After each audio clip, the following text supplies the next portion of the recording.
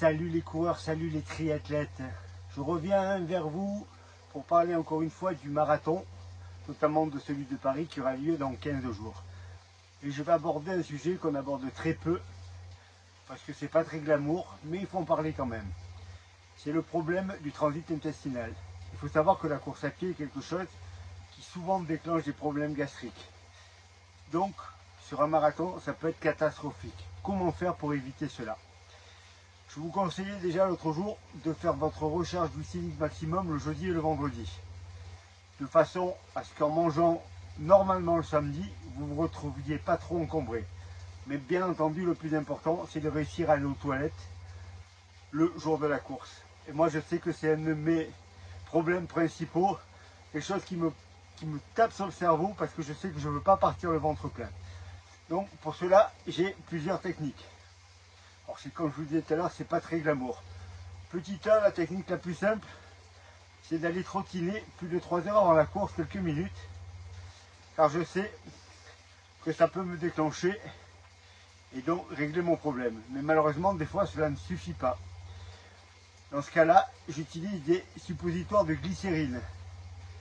Alors, c'est pas du tout un médicament, c'est quelque chose qui vous déclenche très rapidement l'envie d'aller aux toilettes et qui peut faire que vous réussissiez à vider votre ventre. Parce que partir le ventre plein, c'est une horreur.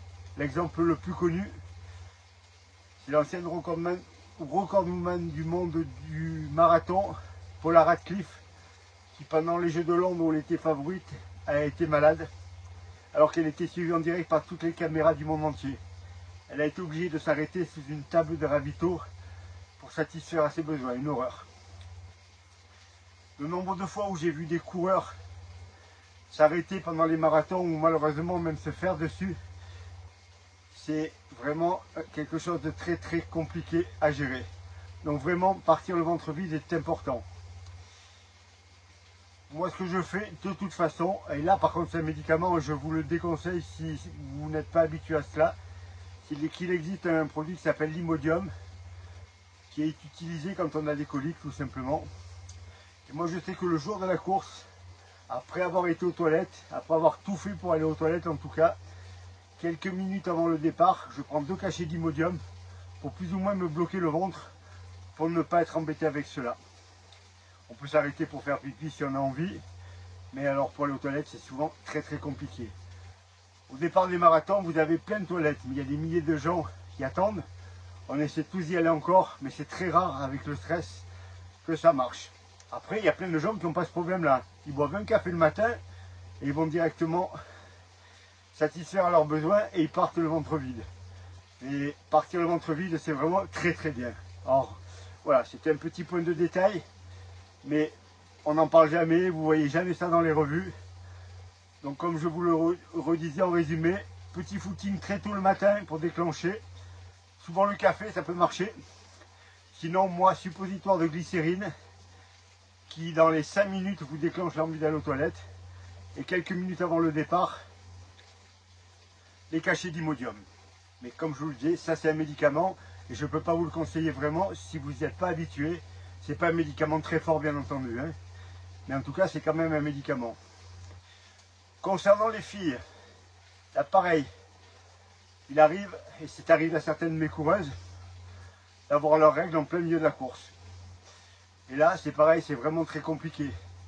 Alors à haut niveau, les coureuses font une chose très simple quand elles sont sous pilule, c'est qu'elles ne coupent pas la pilule à la fin d'un cycle, elles en enchaînent 2 pour être sûr le jour de la course de ne pas avoir ce problème-là, de ne pas avoir ce qui va vous plomber la course que vous préparez depuis des mois. Voilà, c'était 2 petits points de détail, mais qui sont plus qu'importants si vous avez déjà rencontré ce problème. N'oubliez pas d'emporter avec vous un paquet de Kleenex au cas où, bien entendu. Voilà les coureurs, voilà les triathlètes. C'était ma petite vidéo du jour. Je vous dis à bientôt. 15 jours pour finir l'entraînement. J'ai quelques-uns de mes coureurs qui se sentent blessés en ce moment, qui ont des petites douleurs qui ressortent. J'ai déjà fait une vidéo là-dessus. En fin de préparation marathon, on se trouve tous des bobos. Le cerveau est en train de lancer des alertes un peu de partout. En gros, pour nous trouver des excuses.